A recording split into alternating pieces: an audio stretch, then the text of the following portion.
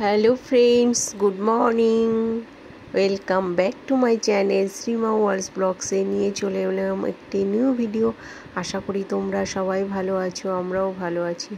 তো আজকে তো তোমার ঈদ, রাস্তায় পুরো ফাঁকা। দাদা আমাকে দিয়ে গেল, অটো টটো পাবো কি পাবো না আমি জানি না, তাই বলছে চলো তোমাকে দিয়ে আসি। তা আমি চলে এসেছিলাম গ্রিন হাইটসে এসে ওমা দেখছি পুরো ফাঁকা। দেখো পুরো চারিদিকে ফাঁকা, কোনো প্রাণী নেই, কারণ বেশিরভাগ সব এখানে মামা ম্যাডাম আসে কাজ করতে। তো ওরা আজকে সেই উপলক্ষে একটা সুযোগ পেয়েছে, ছুটিও নিয়ে নিয়েছে। তো আমি এসে দেখছি কি হলো, কি ব্যাপার যে এরম অবস্থা কোনো দিনও থাকে না তো। হ্যাঁ, তারপরে মনে পড়লো, আমার হাজব্যান্ড বললো যে ঈদ। আমি বলছি ও তাই বলে। তা যাই হোক, আমি তো গ্রিন হাইটসে এসেছিলাম দিদির বাড়িতে কাজে, 1106 দিদির বাড়িতে এসে আমার তো মন টন খারাপ হয়ে গেছে। আমি বসে বসে একটু ভিডিও করে নিলাম তোমাদের সঙ্গে শেয়ার করব বলে। তারপরে আমি উঠে চলে গেলাম তোমার দিদির বাড়িতে। তো আবার লাস্টে ভাবছিলাম কি করে বাড়ি যাবো, তো বাড়ি চলে এসেছিলাম। এসে দাদাই গিয়ে নিয়ে এসে তারপরে খাওয়া দাওয়া হয়নি আজকে আমাদের সকালে। আমি সকালে একটু দই চিড়ে খেয়েছিলাম, আর দাদা হালকা ফালকা কিছু খেয়েছিল, ঠিক আছে। তো কি খাবো, ভাত ছিল, আমি ভাতটা রান্না করে রেখে গেছিলাম। আমার দাদা বলছে আমি ডিম নিয়ে আসি, ডাল ছিল ফ্রিজে, তো ওই ডিম এনে ভাজছে। এবার আমি তো এর আগে এসে পর 2-4 গাল আলু মাখা করেছিলাম, ভাত আর আলু সিদ্ধ করেছিলাম, আলু সিদ্ধ দিয়ে খেয়ে নিয়েছিলাম। হ্যাঁ, তো আমি দাদাকে বললাম যে তুমি খেয়ে নাও ডিম ভাজা। তো ডিম তো দেখে আমারও ভীষণ লোভ লাগে, 4টে ডিম নিয়ে এসছে, বলছে আমরা 3 জনেই খাবো। আমি বলছি না বাবা, মানে 10 দিন আগে ডিম খেয়ে সেই রিয়াকশান এখনও চলছে আমার। দাদা তো সুন্দর করে পরিপাটিভাবে পেঁয়াজ কাটলো, লঙ্কা কাটলো, কেটে দেখো কড়াইতে দিচ্ছে।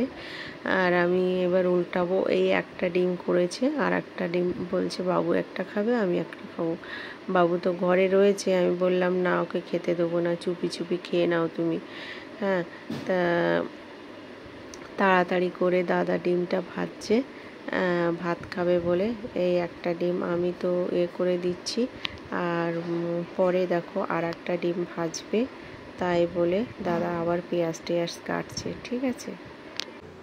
তো ফের আর একটা ডিম ভাজছে কেন, বাবুর জন্য। তো আমি তো বলছি না না বাবুকে দেয়া যাবে না, তুমি খেয়ে নাও। তো বলছে ঠিক আছে।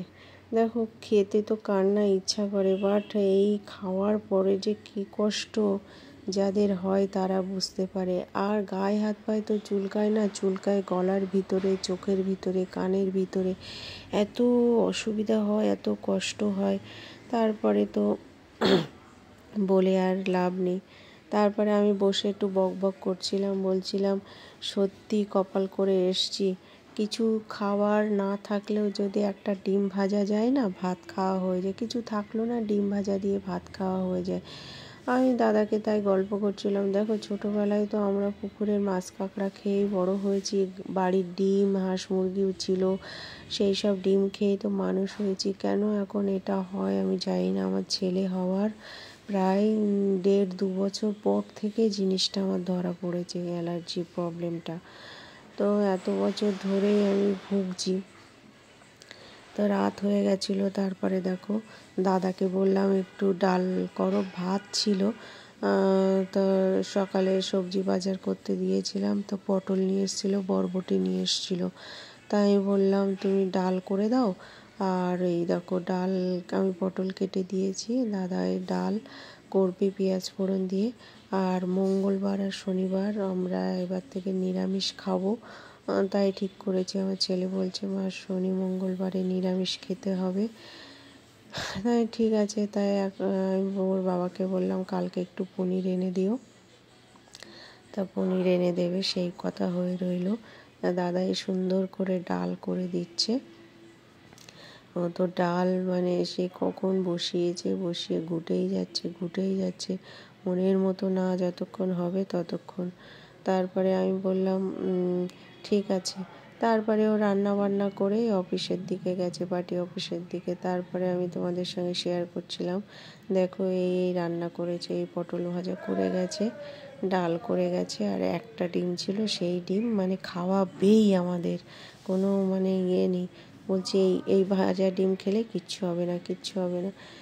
সকালে খাইনি, রাত্রে আর লোভ সামলানো যায়, তাও ওই একটা ডিম 3 টুকরো করতে বলেছি, তারপরে খেয়েছি।